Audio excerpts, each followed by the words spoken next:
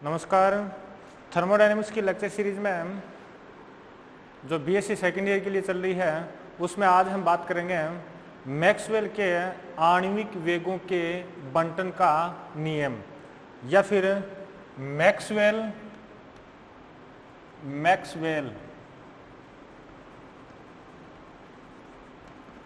Law of molecular velocities.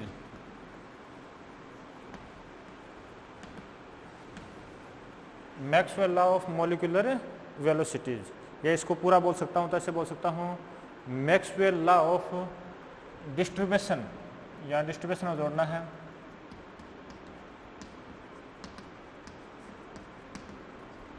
Distribution of molecular velocities. देखो किसी पिछली कक्षा में आपने काइनेटिक थ्योरी ऑफ गैसेज पढ़ी होगी। काइनेटिक थ्योरी ऑफ गैसेज के अंदर अपन बात करते हैं कि किसी गैस ने पात्र की दीवारों पर कितना क्या दाब लगाया था, वो फाइंड आउट आपने किया भी होगा। उसमें आपने ये माना था कि गैस के अणु हर संभव सभी दिशाओं में समान वेग से गतियां करते हैं, या फिर सभी दिशाओं में गति करते हैं और हर संभव वेग से गति करते हैं। ये कर लिया था वहाँ पे वेलोसिटी फाइंड आउट कर लेते हैं, सारा काम कर लेते हैं। लेकिन वहाँ पर एक काम नहीं किया था कि किसी पर्टिकुलर दिशा में इस वेग से गति करने वाले अणुओं की या मॉलिक्यूल्स की संख्या कितनी होगी, ये फाइंड आउट नहीं किया था। ये फाइंड आउट करने के लिए ही मैक्सवेल ने अपना जो डिस्ट्रीब्यूशन लॉ है ये दिया था। मैक्सवेल के इस नियम के अनुसार जो आरएमएस वेलोसिटी जो है, वर्ग माध्य मूल वेग जो है, वो नियत ताप पर नियत रहता है। मैंने क्या बताया, परम ताप यानी एब्सोल्यूट टेम्परेचर है, तो ये बोल देता हूं कि नियत ताप पर एक सेकेंड, एक तो मैंने नियत क्या बता दिया, एक तो VRMS है वो आपका क्या रहता है, नियत रहता है। एक बात तो ये याद किया आपने। इसके बाद में दूसरी जो बात ये है कि अगर टेम्परेचर नियत कर दिया जाए तो निश्चित प्रास के वेग वाले अणुओं की संख्या भी क्या रहती है, नियत रहती है। जैसे मैं ये बोलूं कि V और dV, V व dV प्रास फिक्स कर दी मैंने। जैसे मान लो आप ये बोल सकते हो कि 5 व 7 मीटर पर सेकंड के वेग से गतिशील, मीटर पर सेकंड के वेग से गतिशील अणुओं की संख्या है वो आपकी क्या रहती है, नियत रहती है। ये भी आपने कर लिया होगा। एक बार दोबारा रिपीट कर देता हूं, यह जो मैक्सवेल का जो डिस्ट्रीब्यूशन लॉ है मॉलिक्यूलर वेलोसिटीज के लिए, उससे अपन क्या फाइंड आउट करेंगे कि किसी निश्चित दिशा में निश्चित परिमाण के वेग वाले अणुओं की संख्या कितनी है। और उन्होंने क्या माना क्या था उनके मैक्सवेल के अनुसार क्या होता है कि अगर टेम्परेचर को नियत रखा जाए तो VRMS आपका नियत होता है, और निश्चित प्रास के वेग वाले अणुओं की संख्या भी क्या रहती है, नियत रहती है। कब रहती है, जब टेम्परेचर का मान क्या आपका नियत हो। तो ये मेरे हिसाब से याद हो गया, और यही क्या है, Maxwell law of distribution of molecular velocities है। ठीक है ना। इसको प्रूव करने के लिए, इसको व्युत्पन्न करने के लिए कुछ परिकल्पनाएं काम में लेते हैं। परिकल्पनाएं आपने शायद किसी 11th या किसी क्लास में आपने पढ़ी होगी, याद भी होगी। वही परिकल्पनाएं हैं, कोई थोड़ा बहुत चेंज हो तो एक अलग बात है। इसमें नंबर फर्स्ट परिकल्पना क्या है, मैंने क्या पोस्टुलेट्स बोल दो या परिकल्पनाएं। कौन सी परिकल्पनाएं, इस नियम को व्युत्पन्न करने के लिए कुछ परिकल्पनाएं काम में ली, उनमें परिकल्पना नंबर फर्स्ट आपकी है कि गैसों, जैसे गैस का आयतन है, गैसों के आयतन की तुलना में किसी अणु का आयतन बहुत ही कम होता है, नगण्य होता है।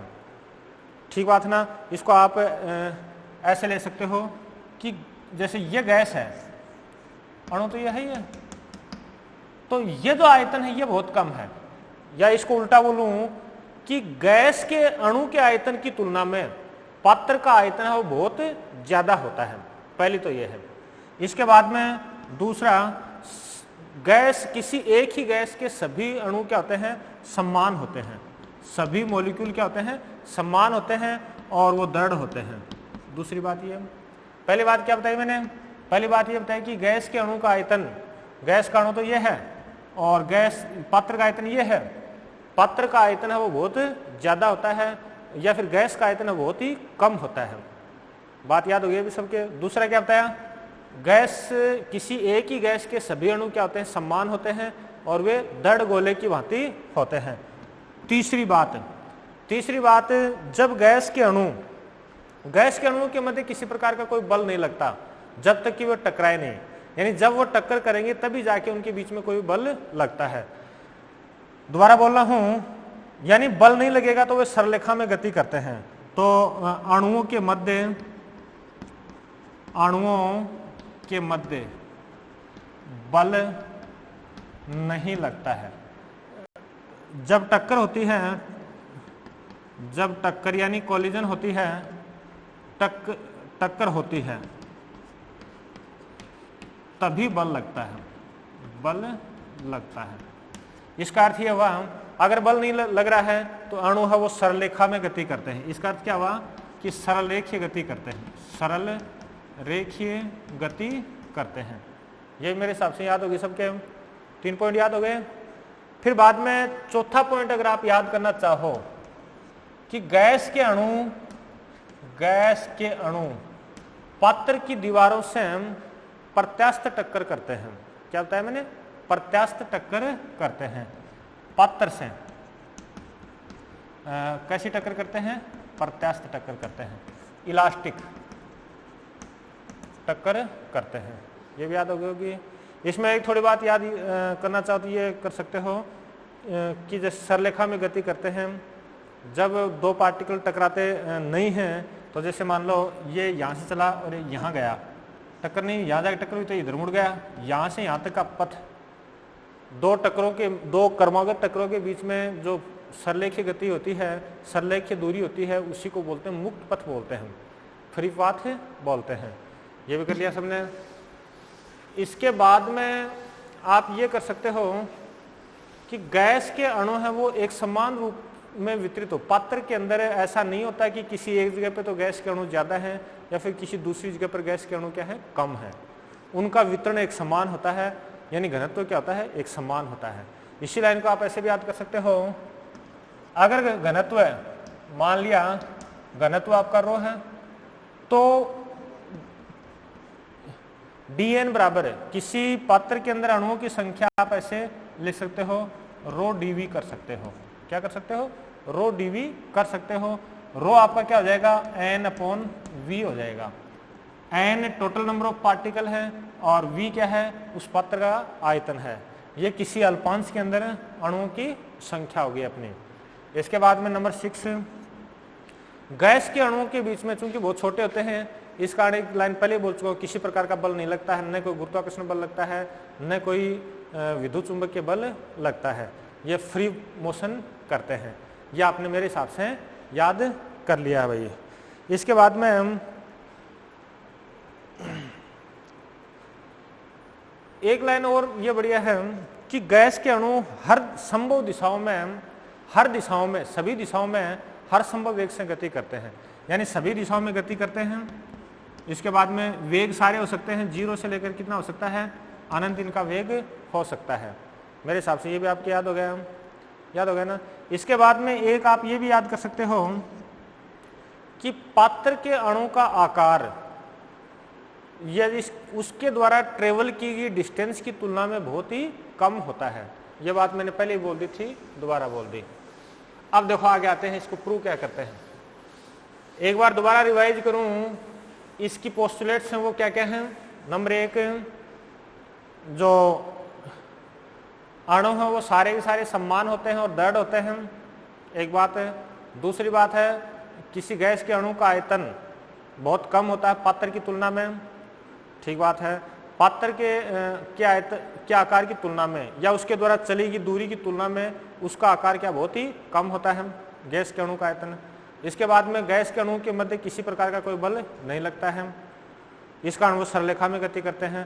टक्कर जब होती है तब जाके उनके बीच में बल लगता है, ये भी याद कर लिया। उसके बाद में आपने ये याद कर लिया कि अणु है वो पात्र के अंदर एक समान रूप से फैले होते हैं, ये भी आपके याद हो गया। इसके बाद में आपने याद कर लिया कि जब अणु पात्र की दीवारों से टकराते हैं तो प्रत्यास्थ टक्कर करते हैं, ये भी याद हो गया। फिर बाद में मुक्त पथ बोला था मैंने, दो टक्करों के बीच में जो सरलेखीय दूरी तक, दो क्रमागत टक्करों के बीच में, अणुओं के मध्य दो क्रमागत टक्करों के बीच में जो सरलेखीय गति होती है, सरलेखीय दूरी होती है, उसी को क्या बोलते हैं? मुक्त पथ बोलते हैं। ये भी याद होगा सबके। अच्छा चलो अब आगे चलते हैं, इसको प्रूव किस प्रकार से करेंगे। माना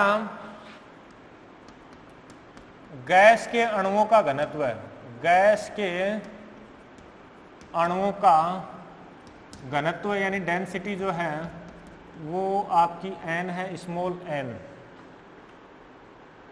ठीक बात ना। यानी एकांक आयतन में अणुओं की संख्या, इसको मैं ऐसे लिख सकता हूँ n/v, ये आपने ले लिया।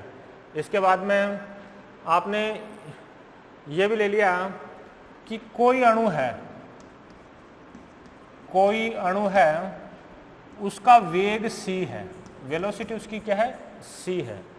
इसके अक्ष y व z अक्षों में, अक्ष y व z अक्षों के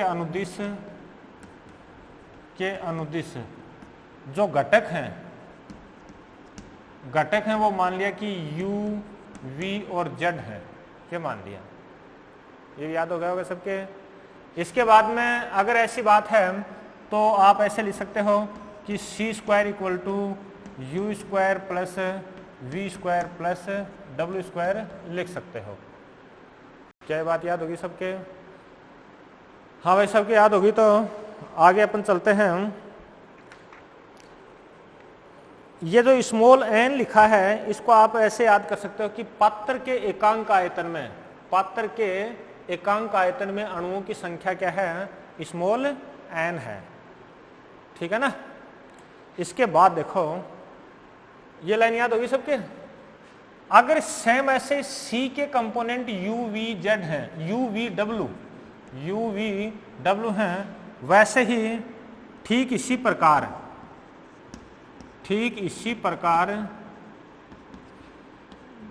C प्लस dc के अक्ष y व z अक्षों के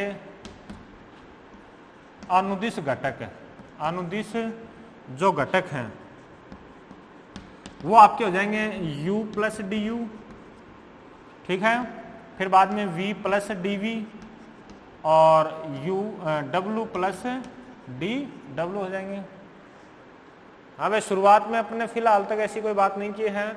ये आप ऐसे लिख सकते हो कि पात्र के एकांक आयतन में अणुओं की संख्या स्मॉल n है। फिर बाद में मान लिया कि कोई एक अणु ले लिया जिसकी वेलोसिटी क्या है? c है, और जिसके अक्ष y z अक्षों के अनुदिश कंपोनेंट्स हैं वो क्या है? u, v, w है।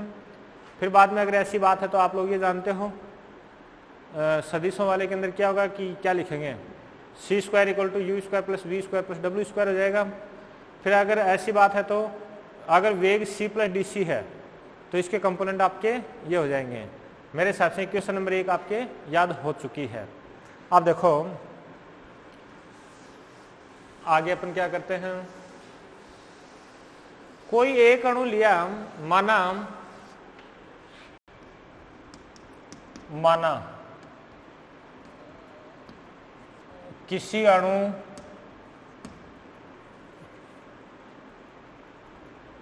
के अक्ष घटक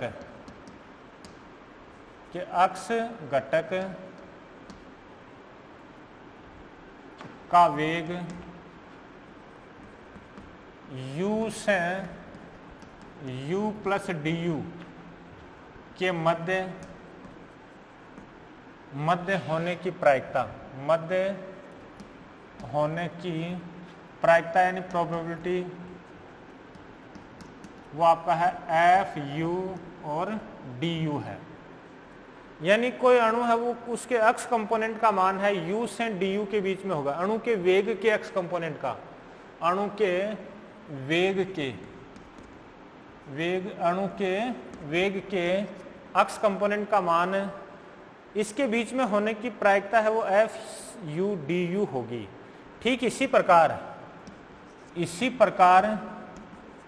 आप y कंपोनेंट उनके लिए लिख सकते हो, तो y कंपोनेंट के लिए लिखोगे एफ वी और डी वी, और z कंपोनेंट के लिए y लिखा और z कंपोनेंट लिखा, तो ये प्रायिकता हो जाएगी, प्रायिकता चल रहा है एफ डब्ल्यू और डी डब्ल्यू हो जाएगी आपकी, ठीक है ना। तो फिर आगे बात करते हैं संयुक्त प्रायिकता। संयुक्त प्रायिकता ये कितनी होगी, थोड़ा ध्यान देना। अगर उसको मैं लिखूं पी यू वी डब्ल्यू, तो भाई प्रायिकता का जो सिद्धांत है वो क्या कहता है कि इनका मल्टीप्लाई कर दें, इन तीनों का मल्टीप्लाई करेंगे तो ये आ जाएगा आपका एफ यू एफ वी और एफ डब्ल्यू और डी यू डी वी और डी डब्ल्यू। ये आपकी क्वेश्चन नंबर 2 आ गई है। हाँ भाई, इस स्टेप में कुछ नहीं किया, इन तीनों का मल्टीप्लाई किया है। प्रायिकता का सिद्धांत आपको ये कह रहा है कि इनका क्या करो, मल्टीप्लाई करोगे तो संयुक्त प्रायिकता आ जाएगी। क्या बात क्लियर होगी सबके, क्लियर होगी ना। यहाँ ये क्या है, ये क्या है, इसमें आप ऐसे लिख सकते हो कि किसी अणु के वेग के y कंपोनेंट का मान v से dv के मध्य होने की प्रायिकता, ऐसे ही w से dw होने की प्रायिकता fw dw हो जाएगी। याद होगी सबके। फिर देखो ये अपना काम हो चुका है। अब इसके बीच में पाए जाने वाले अणुओं की संख्या अपन फाइंड आउट करेंगे। पाए जाने वाले अणुओं की संख्या फाइंड आउट करेंगे। तो आप ऐसे कर सकते हो,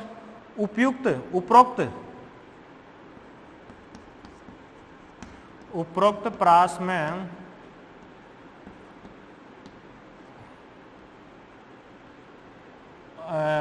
अणुओं की संख्या अगर उसको dn लिखा जाए, उसको क्या लिखा जाए, dn लिखा जाए, तो क्या हो जाएगी, प्रायिकता दे रखी है और प्रायिकता दे रखी है तो आप इसको आसानी से क्या कर सकते हो, ऐसे कर सकते हो। एकांक आयतन का आपके n है इंटू प्रायिकता, ये हो गया अपना। इसकी वैल्यू अगर पुट करते हैं तो आपके पास में आ जाएगा n F u f v f डब्ल्यू और डी यू डी वी और डी डब्ल्यू। ये स्टेप नंबर आपकी क्या आ गई, 3 आ गई। अब देखो एक सेकंड के लिए, अरे भाई याद तो याद होना जरूरी है। प्रायिकता को n से मल्टीप्लाई कर दे तो ये तो आएगा स्मॉल अल्पांश के अंदर, ठीक है ना। ये कौन से अणुओं की संख्या है, ये उन अणुओं की, देखो इसमें लिखा उपरोक्त प्रास। उपरोक्त प्रास कौन सी थी, u से u plus D you, v से v प्लस डी वी और w से w प्लस डी डब्ल्यू। ये प्रास है, इसके अंदर पाए जाने वाले अणुओं की संख्या है। एक काम और कर देता हूं, पहले घनत्व निकाल देता हूं। घनत्व बाद में निकालेंगे हम। सबसे पहले अगर x को की जगह u लिखूं और y अक्ष है उसको मैं अगर v लिखूं और z अक्ष है तो उसकी जगह क्या लिखूं, w लिखूं, तो देखो आपका जो ग्राफ है इस प्रकार से आएगा। ये लिखा u, ये लिखा v और ये लिखा w। इसका जो ओरिजिन है यानी मूल बिंदु वो ये हो गया अपना। इसके बाद में इसके अंदर कोई पॉइंट है, इस पॉइंट के निर्देशांक क्या हो जाएंगे, निर्देशांक हो जाएंगे u v w। पहले x y z होते थे, u v w क्या है, वेग है। u v w क्या है, वेग है। और इस पॉइंट का जो परिणामी वेग आपका ये हो जाएगा c। और c का इक्वेशन नंबर 1 में लिखा था, क्या लिखा था। अब मेरी बात सुनो, ये जो पॉइंट है, ये जो बिंदु है, ये किसी एक अणु के वेग को दर्शाएगा। सेम ऐसे यहां पर कोई पॉइंट कर दूं तो किसी दूसरे अणु के वेग को दर्शाएगा, यहां कर दे तो तीसरे को, चौथे, ऐसे चलता रहेगा। यानी ये जो ग्राफ है, ये ग्राफ क्या कहलाता है, ये वेलोसिटी इंडिकेटर डायग्राम कहलाता है, वेग सूचक आरेख कहलाता है। क्या बताया मैंने, वेग सूचक आरेख कहलाता है। बात याद होगी अभी सबके। वेग सूचक क्यों कहा इसको, क्योंकि ये प्रत्येक पॉइंट है अलग अलग वेगों को शो कर रहा है, ठीक है ना। अब देखो इसके अंदर एक अल्पांश लेंगे अपन, जो थोड़ी देर पहले लिया था u से डी यू वाला, ठीक है। तो देखो इसी के अंदर एक ले लिया अल्पांश, चलो डायग्राम दोबारा बनाते हैं। ये कर दिया, यहाँ पे u है, यहाँ पर v है और यहाँ पर क्या है w है, ये है। इसमें c वेलोसिटी वाले तो ये c डिस्टेंस होगी और यहाँ पर ये ले लिया अल्पांश ले लिया।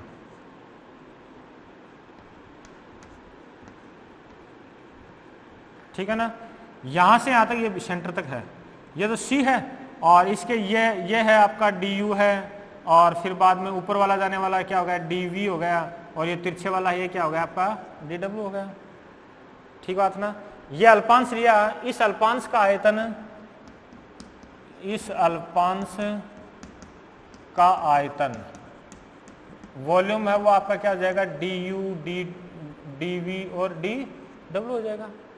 इस अल्पांश के अंदर जो आपके जो वेलोसिटी पार्टिकल हैं, वेलोसिटी पार्टिकल इसलिए बोल रहा हूं कि इसके अंदर जो कण है वो किसको शो कर रहा है, वेग को दर्शा रहा है।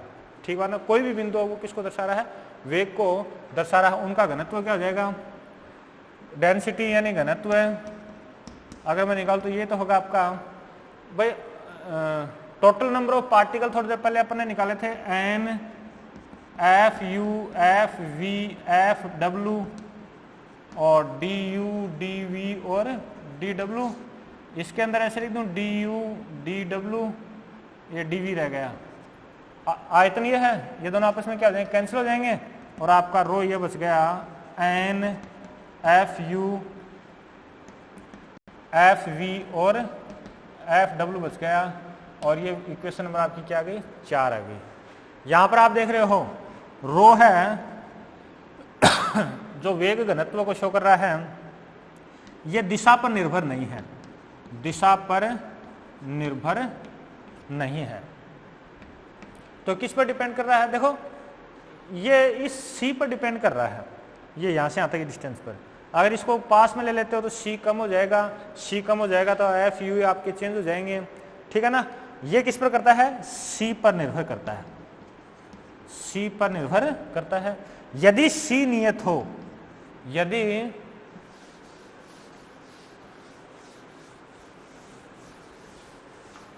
आपका c नियत हो, गौर करना, देखो यदि c नियत हो तो आपका रो क्या हो जाएगा, नियत हो जाएगा। रो की वैल्यू क्या है, n f u f v और एफ डब्ल्यू, ये नियत हो जाएगा। इसका अवकलन कर देता हूं, अवकलन करेंगे तो एन तो एक अंक है, ये नियत है तो वहां पहुंचा देता हूं। अच्छा, तो यह आ जाएगा आपका, चलो डी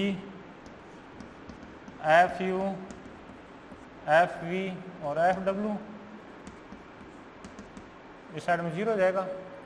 इसको ऐसे लिखूंगा, देखो एक सेकंड, एफ वी एफ डब्ल्यू तो बाहर आ गया और यह आ जाएगा del f u del u और डी यू, टोटल डेरिवेटिव ऐसे होता है।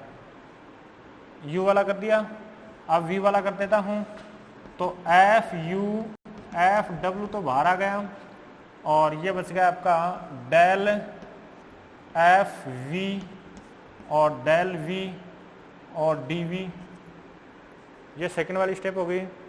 अब इसमें w अगर इन दोनों को बाहर निकालेंगे तो ये बचेगा आपका f u f v d f डब्ल्यू और डी डब्ल्यू, ये डेल और डी डब्ल्यू इक्वल टू 0।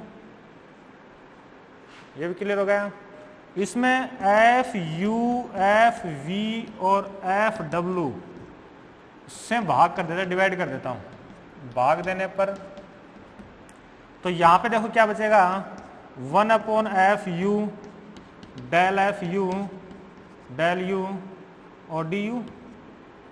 नेक्स्ट वाले में क्या बचेगा, 1/f(v) del f(v) del v और dv। तीसरे वाले के अंदर क्या बचेगा, 1/f(w) df(w) dw और ये डेल है भैया और dw इक्वल टू 0। ये आपकी इक्वेशन नंबर 5 कर लेता हूँ। इक्वेशन नंबर क्या हो गया आपकी, 5 हो गई। अब क्लियर हुआ नहीं हुआ है काम? यहाँ पर ये बात है, ये सी नियत क्यों है? क्योंकि रो का मान केवल सी पर डिपेंड करता है। सी को नियत कर दिया जाए तो आपका ये प्रोसेस बनेगा। अगर सी नियत है, यदि सी नियत है तो आप लोग जानते हो u square plus v square और डब्ल्यू square equal to c square equal to नियत हो जाएगा। सी नियत है तो ये भी नियत हो जाएगा अपना, याद होगी। इसका भी अवकलन कर दो, अवकलन, तो इसका हो जाएगा u du, 2 आएगा वो उस साइड में पहुंचा देंगे, और ये आ गया v dv, और ये आ जाएगा w dw इक्वल टू 0। ये क्वेश्चन नंबर आपकी आ गई 6 आ गई। बात क्लियर होगी मेरे हिसाब से?